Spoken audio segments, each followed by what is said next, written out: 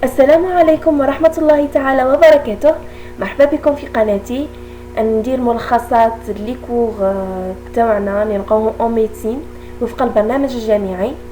كيما هاك ان شاء الله باذن الله يكون عندكم ليسونسيال دو كور qu'il faut garder en tant que médecin et même les راهم يريفيزو pour le concours de résidana.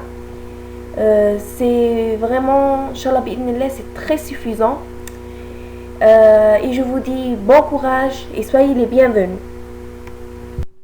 Alors, pour le plan, on a une introduction, définition, classification, transmission, le cycle, la répartition géographique, la clinique, diagnostic, traitement et on termine par un petit récapitulatif. Un rappel, nous sommes les protozoaires, flagellés, sanguinoles et tissulaires. Les flagellés sanguinoles et tissulaires, c'est bon, on a terminé avec la leishmaniose, on a fait la viscérale et la cutanée. Alors, aujourd'hui, on va aborder la drépanosomiase. La différence entre la leishmaniose, une des différences de la leishmaniose et la drépanosomiale, qu'on peut trouver la parasitose dans le liquide LCR. Alors, la drépanosomiase, on a d'Afrique et d'Amérique. Broussillé et Crouzy. Broussillé de l'Afrique et Crouzy de l'Amérique. Alors, Inch'Allah, moi je vais faire juste de l'Afrique, de l'Est et de l'Ouest ou du centre. Pour la transmission, comme la leishmaniose, elle est vectorielle. Alors via un diptère, deux ailes, du genre glossine, ce sont des mouches de tsitsi hématophage. Alors le vecteur est mouche tsitsi hématophage et du genre glossine. Pour le cycle, on a la mouche tsitsi sain qui est en vert. Alors elle pique l'homme qui est contaminé. On trouve juste la forme intracellulaire chez l'homme, dans les globules rouges et, comme j'ai dit, dans les liquides, le LCR. Alors, une fois il pique l'homme, ces mouches de tsitsi qui ont été sains, ils vont être contaminés. Alors, ce qui est en jaune, ces mouches de tsitsi contaminées, dont on trouve le parasite dans la cavité buccale et se localise dans les glandes salivaires en particulier. Alors, une fois il pique avec sa cavité buccale l'homme, qui est un autre homme qui est sain, alors il le contamine. La répartition géographique. Comme j'ai dit, je vais faire juste celle de l'Afrique. Alors la répartition géographique, c'est l'Afrique. Adna, la drépanosomiase de l'Est qui est aiguë et la drépanosomiase de l'Ouest et du centre. Alors pour la clinique, on a 4 phases. La phase d'inoculation, c'est la phase où le parasite entre dans l'organisme suite à une piqûre par les mouches de tsitsi. Avec la piqûre va créer le chancre d'inoculation. La phase précoce ou bien la phase lymphatico-sanguine, la phase tardive ou la phase méningo-encéphalique et l'évolution. Alors, on commence par la phase d'inoculation. Alors, la phase d'inoculation, elle est la même pour la brucille de l'Ouest et de l'Est. Et ce chancre d'inoculation souvent invisible avec la peau noire, les premiers jours de la piqûre. On va voir après avec les photos. La phase précoce, c'est la phase lymphatico-sanguine. C'est le passage du parasite par la voie lymphatique et sanguine. Le passage par la voie lymphatique nous donne des adénopathies cervicales et susclaviculaires. Le passage par voie sanguine يعطينا l'atteinte cardiovasculaire, céphalée, fièvre, prurite. J'ai fait ça pour mémoriser. Lymphatico-sanguine, lymphatico-adénopathie, sanguine, le sang, le cœur, atteinte cardiovasculaire. Et le signe inconstant, c'est les tympanides qui sont des éruptions cutanées érythémateuses. La phase tardive, c'est la phase méningo-encéphalique. C'est le passage par la barrière hémato-encéphalique vers le LCR. Les conséquences de le passage, c'est la perte du rythme circadien. C'est quoi le rythme circadien? C'est l'ensemble des processus biologiques au cours de 24 heures. معناه هي كل الوظائف البيولوجية اللي يقوم بها جسم الإنسان في 24 ساعة. منهم les troubles de sommeil. Alors, c'est le patient perturbé. Et tout. C'est pour cela j'ai le nom maladie du sommeil.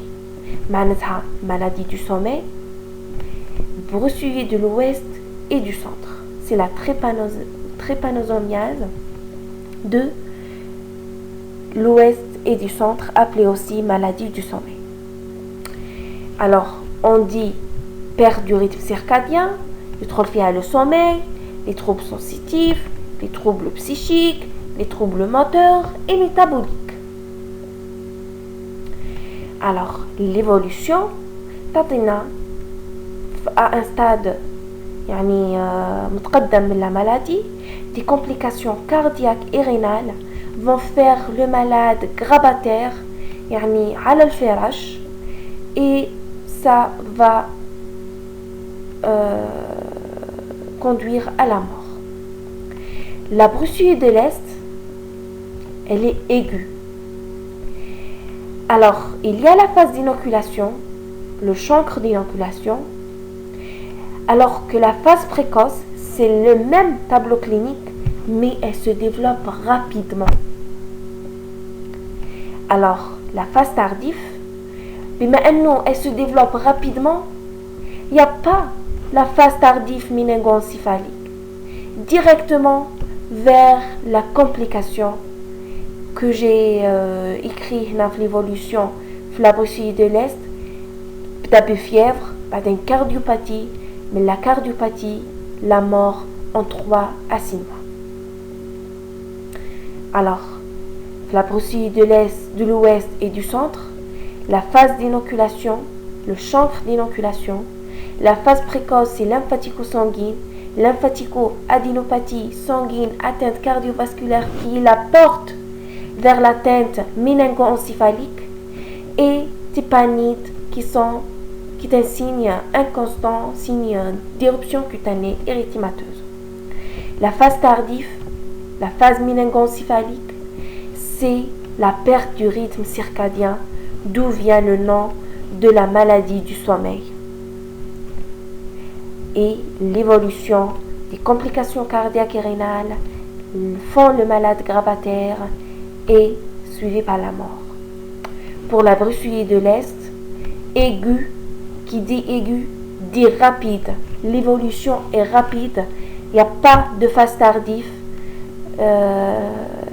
et la mort en 3 à 6 mois après la contamination.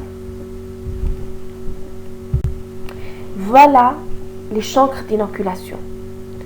Voyez l'image 1. C'est très simple, inapparent.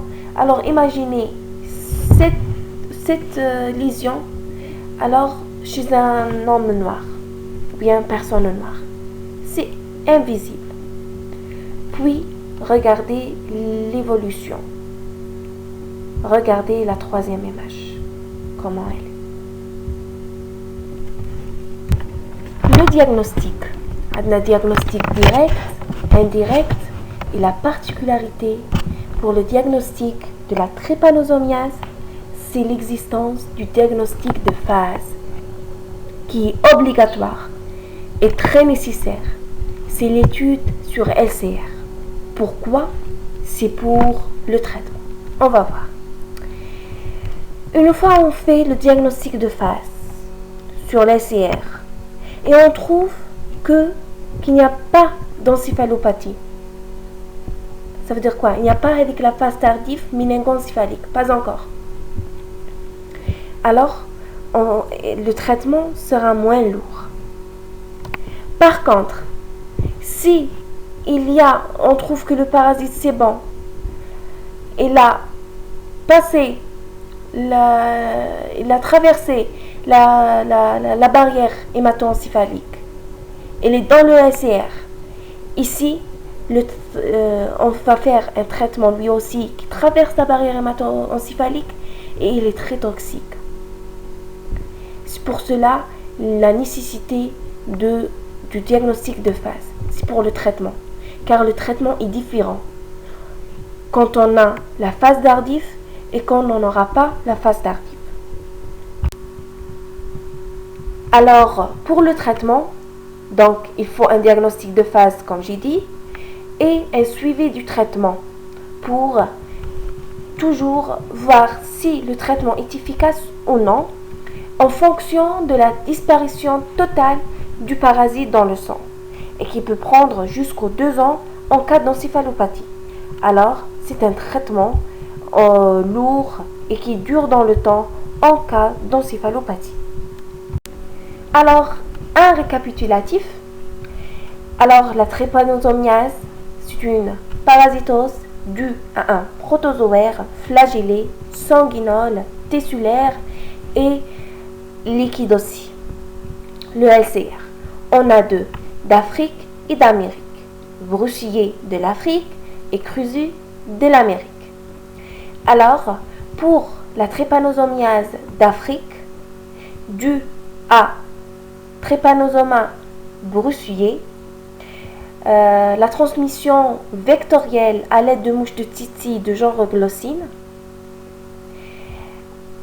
Alors, pour la répartition géographique dans l'Afrique, on a 2 trypanosomiases, de l'Est qui est aiguë, de l'Ouest et du centre. Pour la clinique, on a 4 phases. La phase d'inoculation qui est constante chez les 2 types de trypanosomiases, l'Est et de l'Ouest. Pour la phase précoce, c'est la phase lymphatico-sanguine. Lymphatico, c'est le passage par la lymphe des adénopathies. Sanguine, c'est le passage par le sang. Il y a une atteinte cardiovasculaire qui est la porte de l'atteinte méningo-encéphalique chez la trypanosomiase brucillée, de l'Ouest. Alors, la phase tardive, elle se trouve uniquement chez la trypanosomiase de l'Ouest. Alors, elle est marquée par le passage du parasite via la barrière hémato-encéphalique vers le liquide céphalorachidien, provoquant un trouble du rythme circadien, donnant le nom du maladie du sommeil à cette trypanosomiase de l'Ouest. Alors, en parallèle, chez la trypanosomiase de l'Est, il n'y a pas de phase tardive, il n'y a pas de phase méningo-encéphalique, car elle se développe assez rapidement que l'évolution se fait sans passage par cette étape. Et l'évolution, c'est des complications rénales et cardiaques pour la trypanosomiase de l'Ouest. Alors font le malade grabataire et puis la mort. Et pour la trypanosomiase de l'Est qui est aiguë, alors elle se développe rapidement. Elle a le même tableau clinique dans la phase précoce, mais comme j'ai dit, elle se développe très rapidement. Alors, fièvre, une cardiopathie, puis la mort en 3 à 6 mois. Le diagnostic clé, c'est le diagnostic de phase. Alors, sur l'LCR, pour voir si on est dans la phase méningo-encéphalique ou pas encore, car le schéma thérapeutique est différent. Pour le traitement, comme j'ai dit, ça dépend. Le diagnostic de phase, il faut toujours et obligatoirement le passage par le diagnostic de phase. Et on suit le traitement pour voir l'efficacité son efficacité en fonction de la disparition totale du parasite.